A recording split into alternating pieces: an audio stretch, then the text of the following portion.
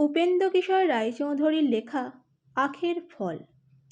শেয়াল পণ্ডিত আখ খেতে বড় ভালোবাসে, তাই সে রোজ আখ খেতে যায়। একদিন সে আখের খেতে ঢুকে একটি ভিমরুলের চাক দেখতে পেল। ভিমরুলের চাক সে আগে কখনোই দেখেনি। সে মনে করল ওটা বুঝি আখের ফল। শেয়াল কিনা পণ্ডিত মানুষ, তাই সে আখকে বলে ইক্ষু, ক্ষেতকে বলে ক্ষেত্র, লাঠিকে বলে দণ্ড। ভিমরুলের চাক দেখে সে বললে, আহা, ইক্ষুর কি চমৎকার ফল, খেতে না জানি কতই মিষ্টি হবে। এই মনে করে যেই সে ভিমরুলের চাক খেতে গিয়েছে, অমনি সব ভিমরুল বেরিয়ে কি মজাটাই না তাকে দেখালো। শেয়াল তো প্রাণের ভয়ে খালি ছোটে আর বলে, ইক্ষুর ক্ষেত্রে আর যাব না।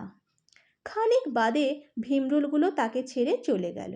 তখন সে ভাবলে, ক্ষেত্রে তো রোজই যাই, তাতে তো কিছু হয় না, ফল খেতে গিয়েই আমার বিপদ হলো।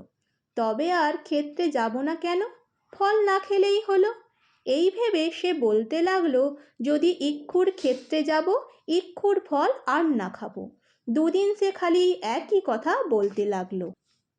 তারপর যখন বেদনা একটু কমে এলো, তখন সে ভাবল, ওই ফলটার ভিতরে মনে হয় পোকা ছিল, তারাই আমাকে কামড়েছে।